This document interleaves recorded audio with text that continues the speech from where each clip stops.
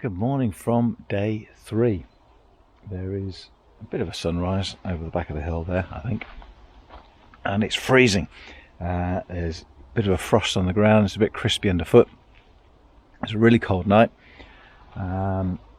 Just warm enough until 2, well, warm enough until 2, and then just warm enough from 2. One of the issues was that because the tent is sloping downhill, my feet were pushing against the bottom pole, and it seems it's knocked it slightly, and that caused the tent to just drop. So what that meant was that with the temperatures the way they were, the condensation was heavy, and it just meant that my quilt was getting wet, because the sides were basically just pretty much lying on the quilt. So the quilt's nice and damp. The tent is still very wet and a bit crispy with the frost. I'm not quite sure what the time is, but I got up earlier than yesterday in order to get some more miles in, because we're not yet halfway. Halfway is just after Fridaythorpe. We're not at Fridaythorpe, so I need to do more than yesterday, and I need to get into finding a campsite before it gets dark. I'd also like some breakfast at the Seaways. So all in all, an early start, and I just need to get moving to get warm. Right, back on the Wolds Way. Definitely back on the Wolds Way. Right. Just try not to get my feet in too much of a state before going into the cafe. Oh, I hope it's open. This website said it was open from 7 AM. Hopefully that includes Mondays in February. Well, here is somewhere I can not just recommend, but I think this is just an absolute must if you walk in the Wolds Way. So, just down from the filling station. It's just slightly off the route, so you could miss it. But Seaways Cafe also does camping. It's open in February. Opens at 7 AM, shuts at 4, which isn't helpful if you're coming through later in the day. But proper fried breakfast, mug of coffee, less than 10 quid. And they offered to make me up sandwiches to take as well. Right, here we have a mile marker. Not halfway, so close, but still not quite.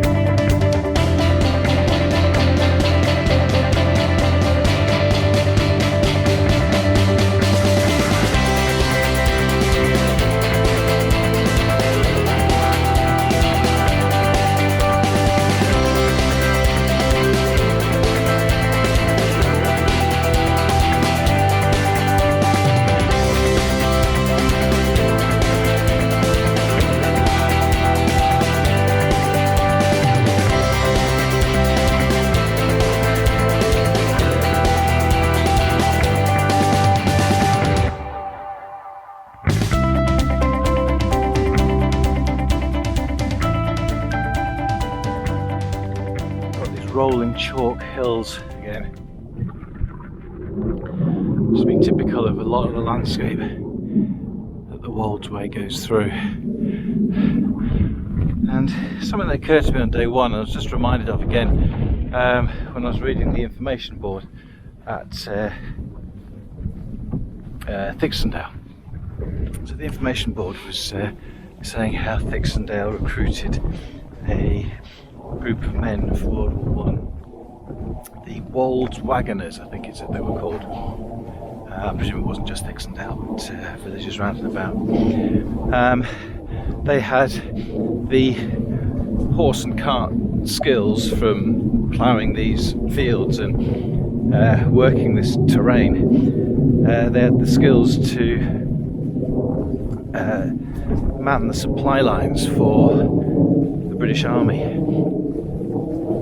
bringing munitions to the front and supplies, and bringing soldiers as well. And what I was reminded of on day one of these rolling chalk downlands was of the times that I've taken school trips to the battlefields, and particularly to northern France, to the Somme. And this big sort of expanse, long views, and just long sweeping hillsides, very, very reminiscent of the World War I battlefields. So I suspect the soldiers who were recruited, or the wagoners who were recruited from Thixondale, assuming that they were stationed in northern France, would have found things in some ways fairly familiar. In other ways, of course, utterly unfamiliar.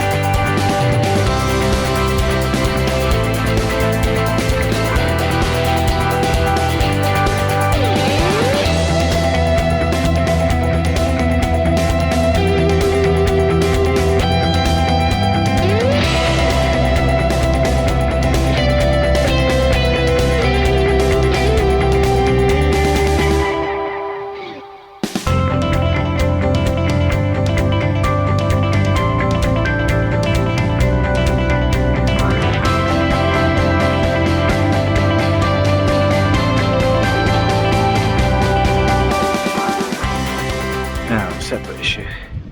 The first half of the Wolds Way was replete with benches. Every few hundred yards there was a bench. The second half of the Wolds Way, bereft.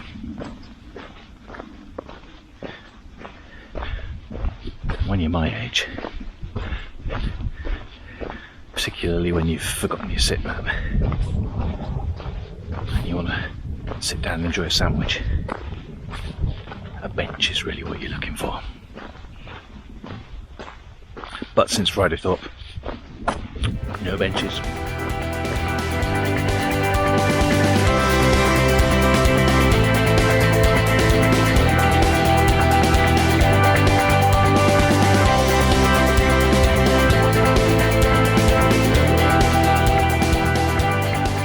Gone. Only 29 left, which I presume means it's 9 miles left today. So I think I've divided this pretty much into quarters. So there's a nice sight. 50 miles, half a century under the belt. Well, just coming down off Trekkertent Beacon. It's 3:15. This is a lovely spot, this, and it'd be nice to sit and gaze. But I spent some time staying at Trekkertent Beacon. Now I've only got 2 hours of daylight over there in those woods. Is where I'm headed to. So Wintringham is the village there, and then it's a big pull up the hill, and we turn east finally towards the coast. And at that point I will find somewhere to tuck myself in for the night. A welcome sight at the church in Wintringham. Refreshments. Nearly at the end of day 3. 23 to go. 55 done. And here we are at the infamous climb. Last climb of the day. It's 4:30. Can we get to the top before sunset? Fingers crossed. Still not there.